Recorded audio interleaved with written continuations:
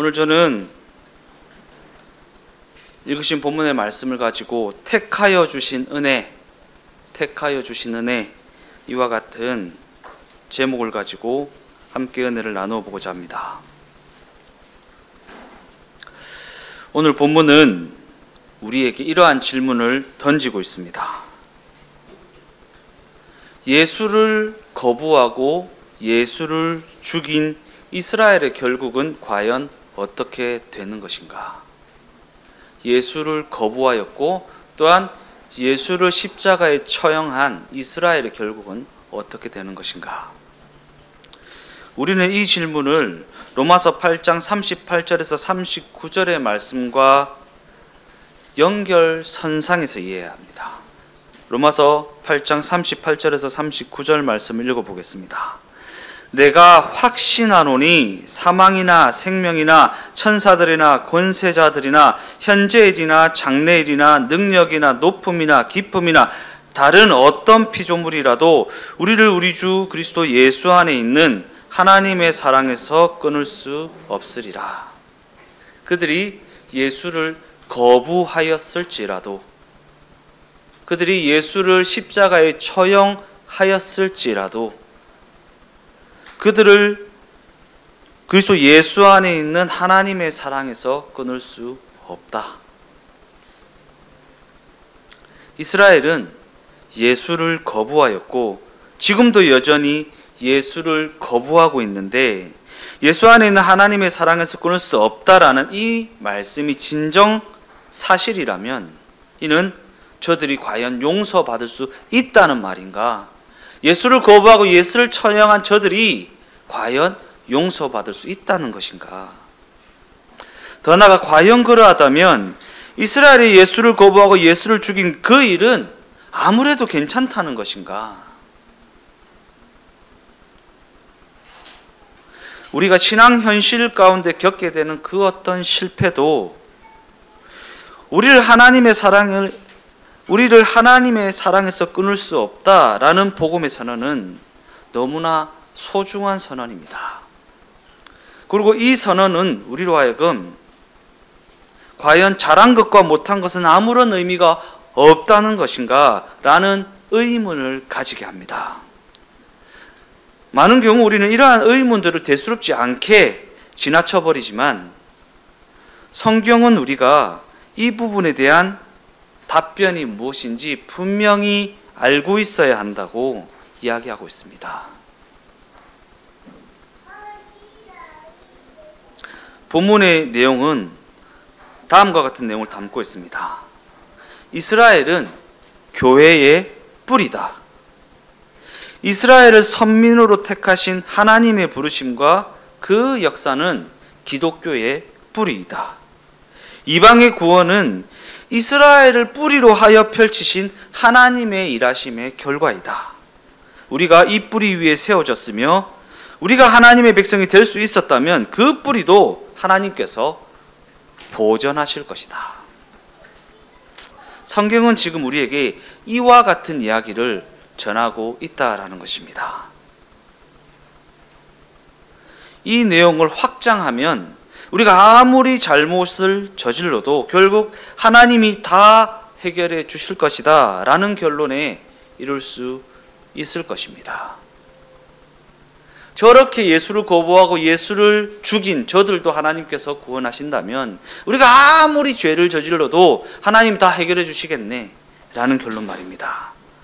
그러나 우리는 이러한 생각의 흐름을 매우 조심해야 합니다. 굉장히 경계해야 합니다. 왜냐하면 이 생각에 하나님을 경외하는 마음이 없으면 기독교 신앙은 그저 너무나도 값싼 은혜가 되어버리고 말기 때문입니다. 로마서 3장 21절에서 22절까지의 말씀입니다. 이제는 율법 외에 하나님의 한 의가 나타났으니 율법과 선지자들에게 증거를 받은 것이라.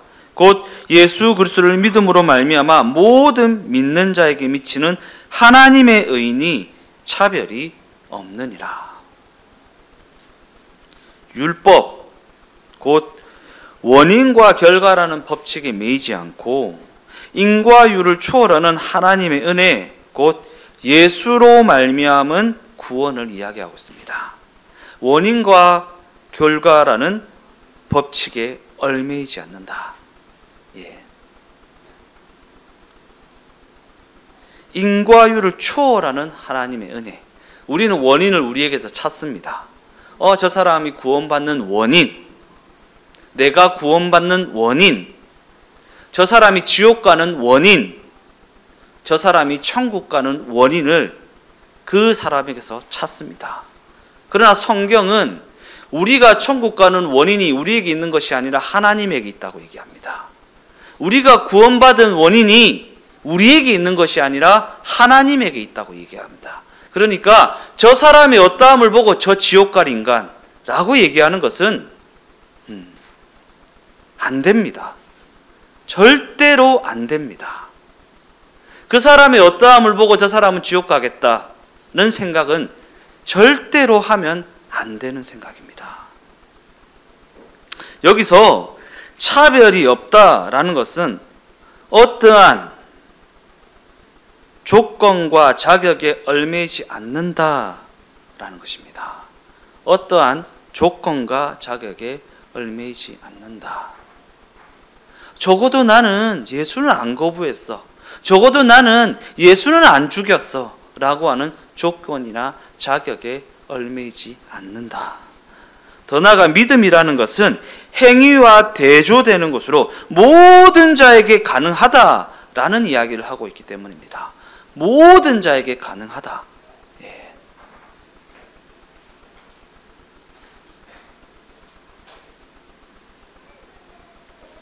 더 나아가 성경은 이를 예수 안에 있는 구원과 사랑에서 끊을 수 없다라는 선언의 근거로 제시하고 있습니다. 예수 안에 있는 구원, 그 사랑에서 끊을 수 없다라는 근거가 믿음이라는 것입니다. 믿음. 모든 자에게 가능하다. 왜냐하면 원인이 그들에게 있지 않기 때문에. 원인이 그들에게 있지 않기 때문에.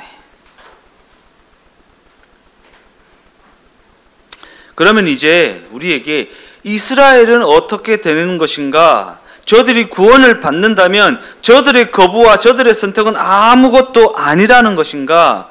라는 질문과 마주하게 됩니다. 그러나 우리는 하나님 앞에 완벽한 이가 없다라는 사실을 잊어서는 안 됩니다. 그와 같은 관점에서 이 믿음이라는 것은 그저 천국을 향해 열어놓은 패스트 트랙이 아닙니다. 패스트 트랙. 조건과 자격을 따지지 않고 통과시켜주는 패스트 트랙.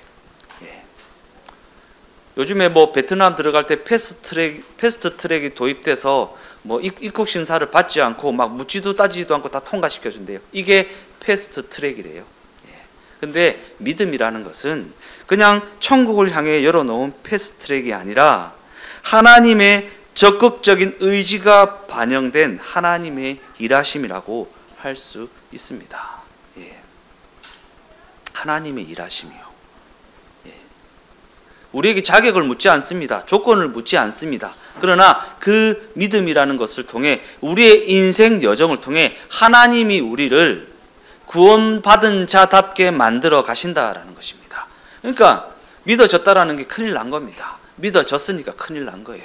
하나님의 일하심이 그 인생 가운데 이제 시작될 것이니까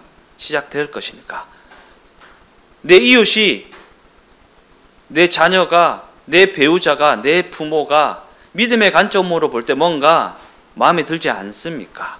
걱정 마십시오. 하나님이 가만두지 않으실 겁니다.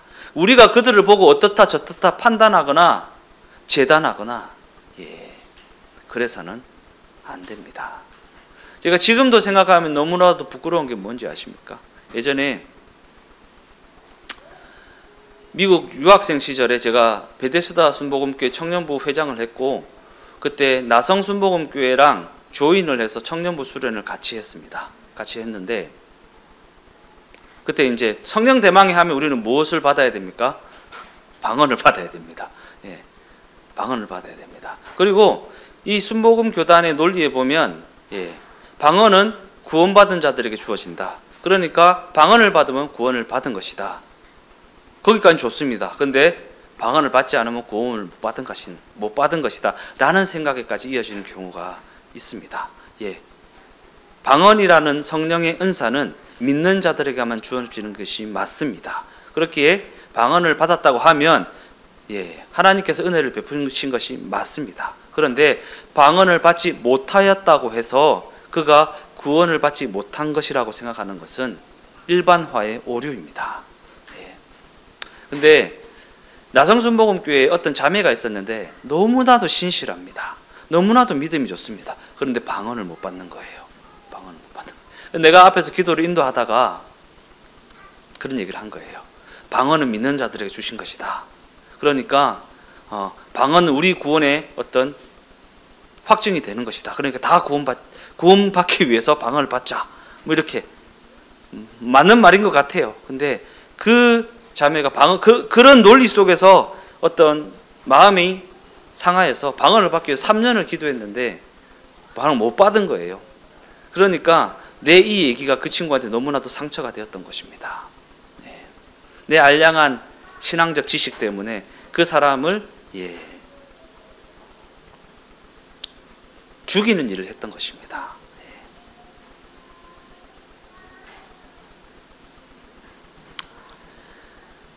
믿음이라는 것은 하나님의 적극적 의지가 반영된 하나님의 일하심이다. 이해를 돕기 위해 아브라함과 이삭과 야곱의 이야기를 떠올려보겠습니다. 이스라엘은 혈통이나 국가로 구별되지 않고 약속이라는 것으로 구별되는 하나님의 백성입니다. 혈통이 아닙니다. 국가적 어떤 바운더리가 아닙니다. 약속이라는 것으로 구별되는 하나님의 백성입니다. 즉 성경의 관점은 혈통이나 국가가 아닌 약속이라는 관점으로 이야기하고 있다라는 것입니다. 그래서 우리도 포함될 수 있는 것입니다. 혈통이 아닌데 이스라엘이라는 국가가 아닌데 하나님의 약속으로 말미암은 자녀이기 때문에 우리가 거기에 포함될 수 있는 것입니다. 창세기 28장 10절에서 13절까지의 말씀입니다. 야곱이 브엘세바에서 떠나 하란으로 향하여 가더니 한 곳에 이르러는 해가 진지라 거기서 유숙하려고 그곳에 한 돌을 가져다가 베개로 삼고 거기 누워 자더니 꿈에 본즉 사닥다리가 땅 위에 서 있는데 그 꼭대기가 하늘에 닿았고 또 본즉 하나님의 사자들이 그 위에서 오르락 내리락 하고 또 본즉 여호와께서 그 위에 서서 이르시되 나는 여호와니 너의 조부 아브라함의 하나님이요 이삭의 하나님이라 네가 누워 있는 땅을 내가 너와 내 자손에게 주리니.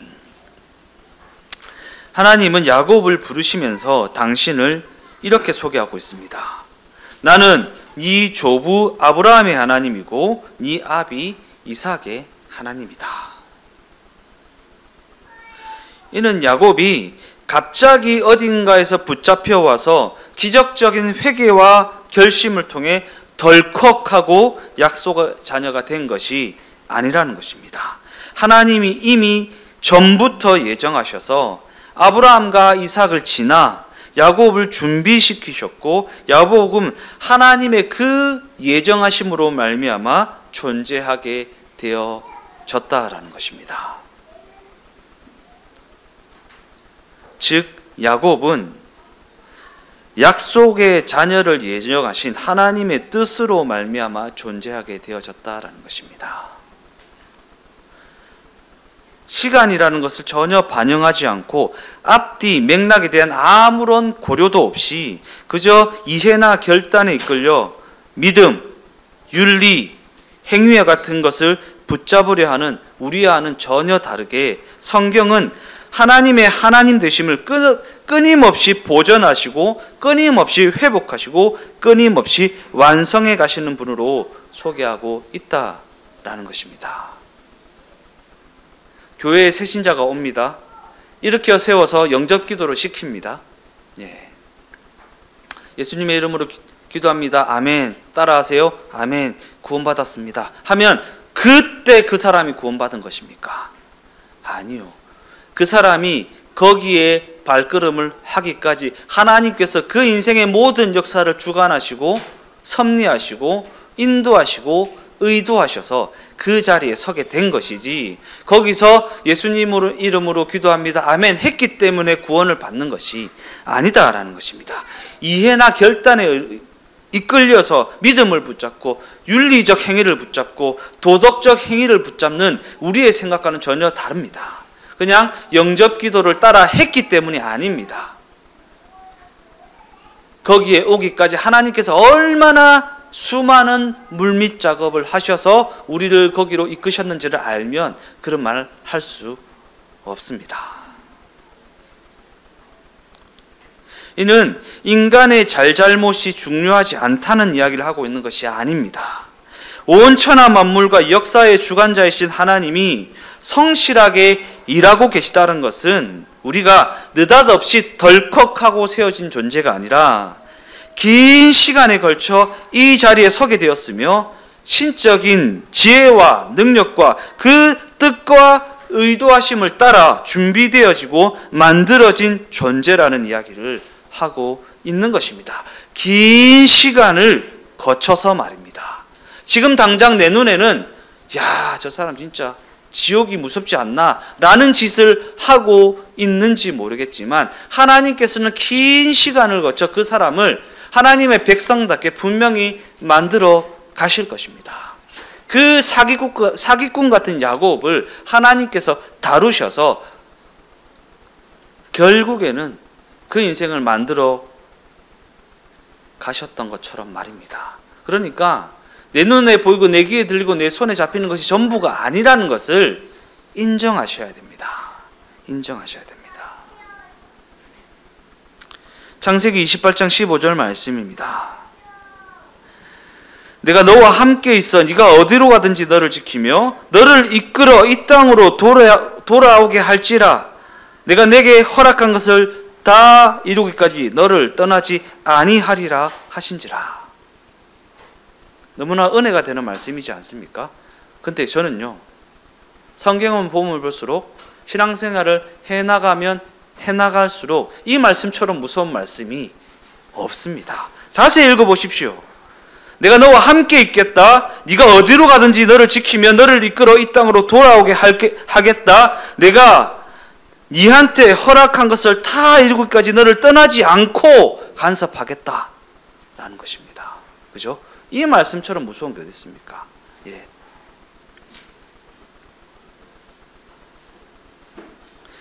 우리가 이 약속에 적용을 받는 약속의 자녀, 약속의 백성입니다. 약속의 자녀라는 말에서 이 약속이라는 것은 하나님 아버지의 의지, 그의 신실하심을 의미합니다. 그냥 하나님께서 함께 하시겠다, 끝까지 떠나지 않겠다, 네한테 계획한 모든 것이 이룰 때까지 너를 떠나지 않겠다. 예, 이 약속이요. 하나님의 의지, 하나님의 신실하심. 이스라엘 백성들이 오해했던 것처럼 이 약속은 이스라엘과 이방, 믿는 자와 믿지 않는 자, 천국 백성과 지옥 백성을 나누는 데 쓰이는 약속이 아닙니다. 즉 그렇게 이스라엘과 이방을 구별하라고 택하여 주신 것이 아니다라는 것입니다. 우리는 택함 받았으니까 너는 다 지옥 가 라는 식으로 구별하라고 주신 약속이 아니다는 것입니다. 왜냐하면 성경은 이스라엘과 이방이 아닌 하나님 없이 살아가는 인생과 하나님이 개입하시는 인생을 대비하고 있기 때문입니다. 하나님 없이 살아가는 인생과 하나님이 개입하시는 인생을 대비하고 있다. 즉 스스로가 선택하여 가는 길과 하나님의 인도하심을 따라가는 여정을 대조하고 있는 것입니다.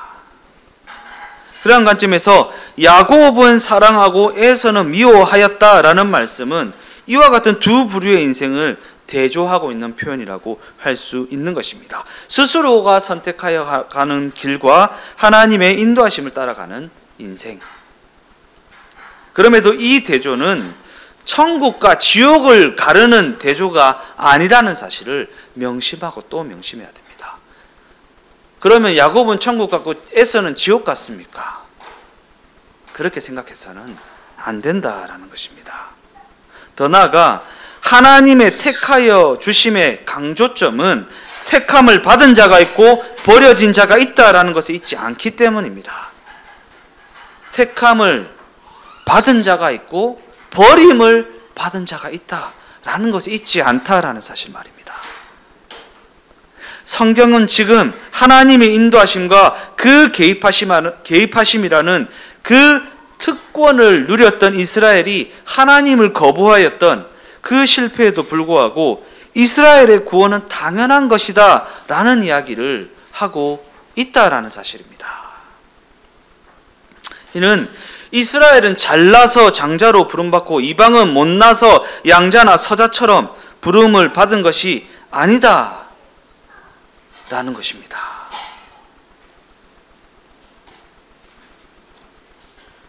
왜냐하면 성경은 이스라엘이 하나님을 거부함으로 말미암아 이방이 구원을 얻게 되었다라는 이야기를 전하고 있기 때문입니다. 우열이 없습니다. 그냥 하나님의 뜻이 그러한 것입니다. 하나님의 일하심의 방식이 그러한 것입니다. 이스라엘을 택하셔서 그 역사 속에서 이방으로 구원이 흘러가게끔 섭리하신 것이지, 이스라엘이 더 잘나서 장자로 부르고 이방은 못나서 서자로 부르고 그런 것이 아닙니다. 천국에 가면 장자와 서자가 나뉠 것 같습니까? 아니요. 그냥 하나님의 백성입니다. 그러기에 이스라엘을 포함한 우리 모두는 하나님의 하나님 되심을 스스로 거부한 자들에 불과합니다. 스스로 거부한 자들. 이스라엘도 하나님을 거부했고요. 우리도 하나님을 거부하였습니다. 그러기에 이스라엘은 어떻게 될 것인가? 저 나쁜 놈들은 어떻게 될 것인가? 라는 물음에 우리는 그 일은 오직 하나님의 손에 달려 있다라고 답해야 됩니다. 하나님의 손에 달려 있다. 내 눈에 보이는 기준에 따라 갈리는 것이 아닙니다. 하나님의 손에 달려 있다.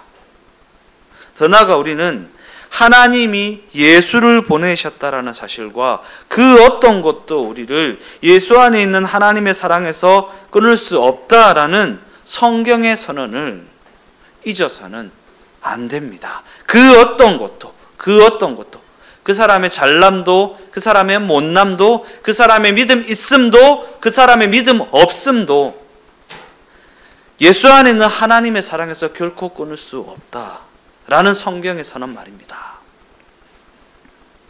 그럼에도 이는 우리가 무슨 일을 저지른다 할지라도 하나님이 그 모든 일을 원만하게 해결할 것이다 라는 이야기를 하고 있는 것은 아닙니다. 그런 동화와 같은 기대로 우리의 신앙과 하나님의 일하심을 오해해서는 안 됩니다.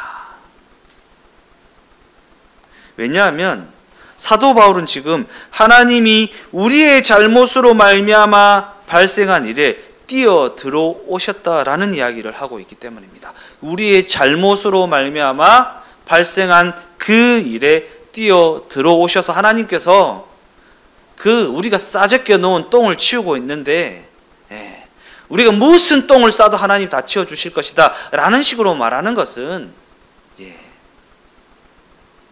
안 되지 않습니까?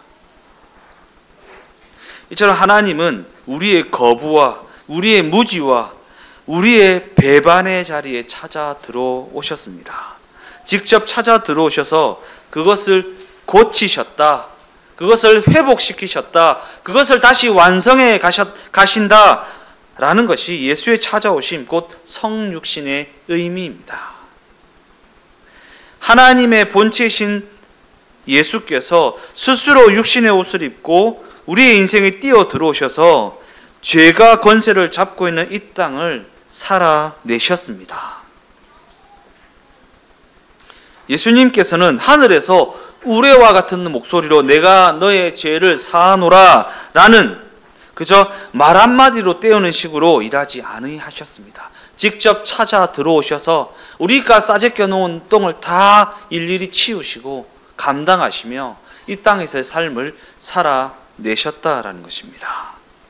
창조주께서 피조물의 거부, 피조물의 오해, 피조물의 멸시와 박해, 그 모든 수모를 다 견디며 살아내셨다라는 것입니다. 그렇게 우리의 잘못으로 만들어진 그 사망의 자리에 실제로 찾아 들어오셔서 우리와 동행하시며 회복을 이루어 가신다라는 사실입니다. 그러니까 당장 내 눈에 보이는 것으로 상대방을, 내 이웃을, 내 친지를, 내 가족을 판단하고 정죄하고 지옥으로 보내는 일 좀 하지 마시라는 것입니다. 너희는 가만히 있어 하나님의 이 구원을 보라 라는 것이 본문이 이야기하고 있는 내용입니다. 가만히 좀 있으라. 가만히 좀 있으라. 하나님의 이 구원을 바라보라. 이스라엘은 배신하고 거부하였으나 하나님은 그것을 가지고 너희의 구원을 만들어냈다. 구원을 만들어냈다. 이스라엘은 배신하고 거부했으나 하나님은 그 배신과 그 거부를 가지고 이방의 구원을 만들어냈다.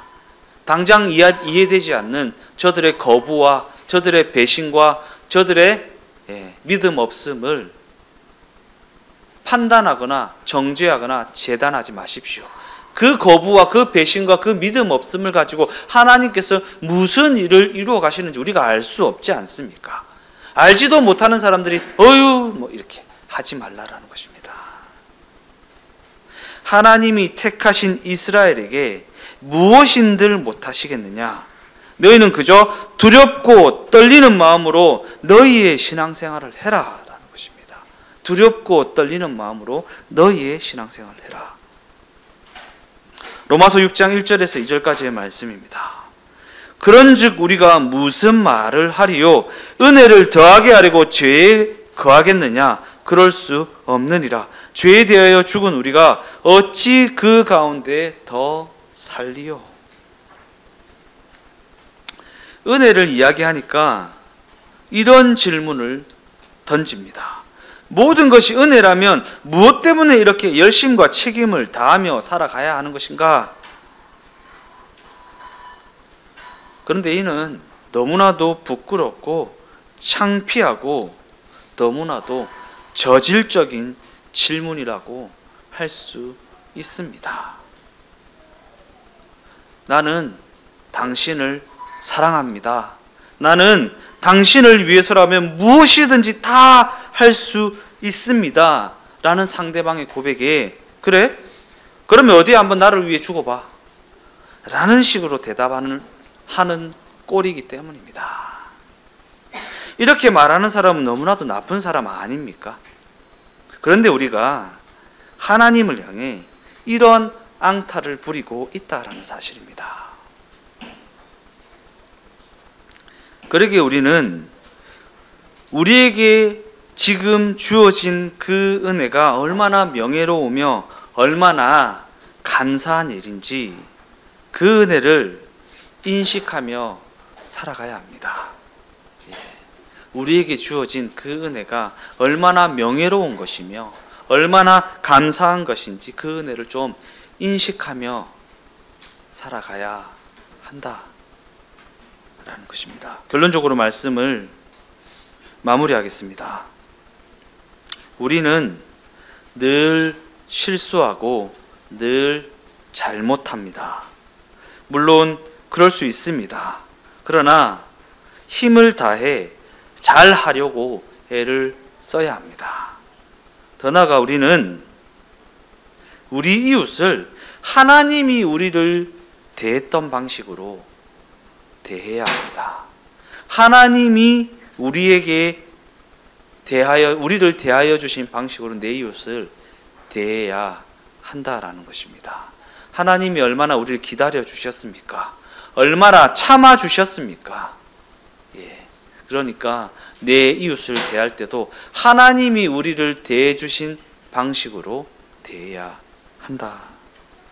알량한 내 신앙을 가지고 힘들어하는 이웃을 향해 독설을 쏟아내거나 그들이 겪고 있는 아픔과 그 현실을 가볍게 여기는 언행을 해서는 안 된다라는 것입니다. 내 알량한 신앙을 가지고, 내 알량한 지식을 가지고 힘들어하는 이웃에게 독서를 쏟아내고, 그들을 겪고 있는 아픔과 현실은 전혀 이해하지 못하고 그들의 그 삶을 가볍게 여기는 언행을 해서는 안 된다라는 것입니다. 제가 방언을 받지 못한 그 자매에게 했던 것처럼 말입니다. 알량한 내 지식을 가지고 그 자매가 어떠한 아픔을 겪고 있는지, 어떠한 현실을 살아내고 있는지 다 알지 못하지 않습니까? 예. 눈에 보이는 것을 가지고 판단하거나 정죄하거나 그냥 내 알량한 지식을 가지고 그냥 답을 주려고 하지 마십시오. 모르면 모른다고 하고, 잘 모르겠으면 기다려주고. 오늘 본문 말씀이 직면한 현실의 위로가 되고 그 신앙 여정을 걸어가게 하는 힘이 되며 그 과정을 감사와 찬송으로 채우게 되는 근거로 삼게 되시기를 예수님의 이름으로 축원드립니다.